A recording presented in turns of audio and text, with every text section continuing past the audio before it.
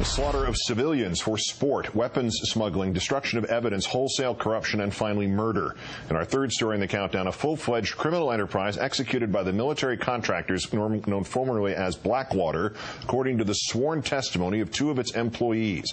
The nation's Jeremy Scahill, who broke the story, joins us in a moment. The details come straight from two sworn affidavits filed late last night by persons whose identities have been sealed to protect their identity, men who have previously cooperated with federal prosecutors in the criminal inquiry into Blackwater. From John Doe No. 2, a former member of Blackwater's management team, quoting the affidavit, it appears that Mr. Erik Prince, Blackwater's founder, and his employees murdered or had murdered one or more persons who have provided information or who were planning to provide information to the federal authorities about the ongoing criminal conduct. On several occasions after my departure from Mr. Prince's employ, Mr. Prince's management has personally threatened me with death and violence. John Doe No. 2 also stating that Mr. Prince, pictured here, smuggled unlawful weapons into Iraq, including sawed-off semi-automatic machine guns with silencers and illegal hand grenades.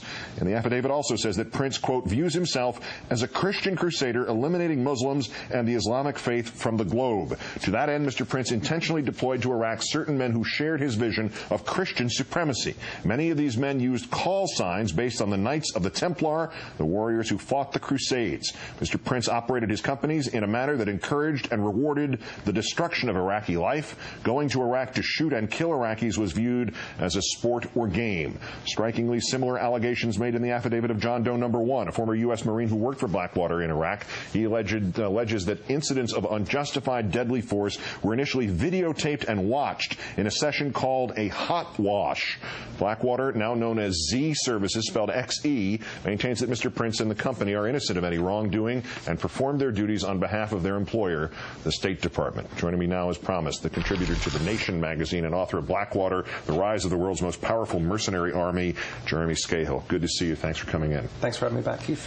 As horrific as all this sounds, it's just part of what you described in the piece today. Flesh it out for us. Well, I mean, obviously, to hear the term murder and Blackwater in the same sentence is no great surprise, particularly to people who've been following the history of this company.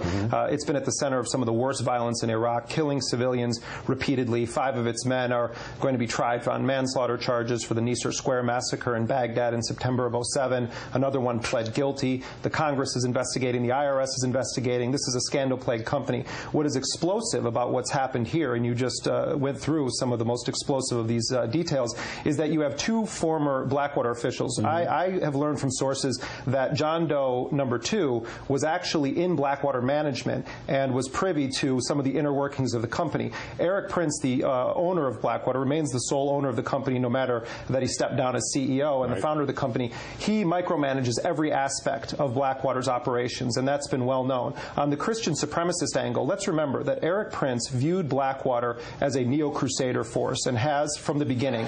This is a guy who comes from one of the powerhouse families of the radical religious right. His father was a major bankroller and gave the seed money to Gary Bauer to start the Family Research Council. James Dobson focused on the family. And then we have his forces deployed in Iraq as part of a war against a Muslim nation that George Bush characterized as a crusade. What we have here, Keith, is a confirmation from insiders at Blackwater that, in fact, Erik Prince did have a neo-crusader agenda and, most explosively, may have murdered or facilitated the murder of individuals that were intending to or did cooperate in the federal government's criminal investigation of Blackwater. This is deadly serious. All right, to the murder in a second, but you mentioned something in here that strikes an obvious question. How could the Bush administration, the State Department, have missed this crusader element here, or was that what they were looking for? Missed it? I think it was considered a plus in the Bush White House. Remember, Keith, what we had here was the Bush administration essentially create a force that acted as an armed wing of the administration, not subject to the military command, not subject to the Uniform Code of Military Justice,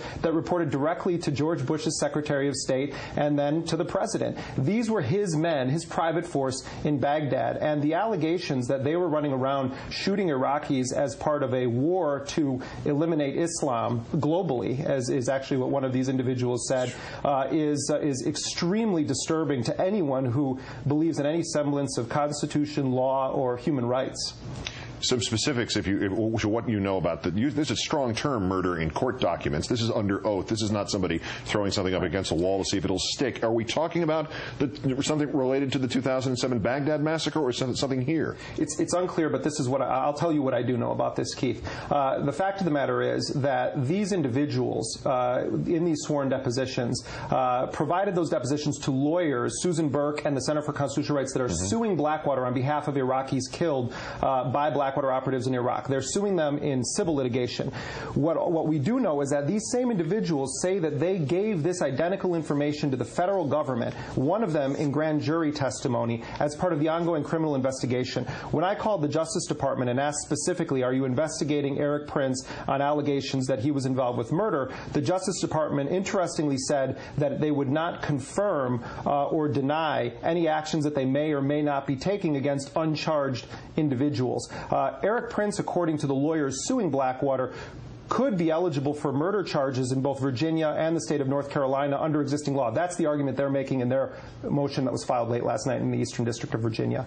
Jeremy Scahill, who has been the watchdog on Blackwater, now Z of the Nation, who brought this story to everyone's attention today. Great thanks for doing so, and great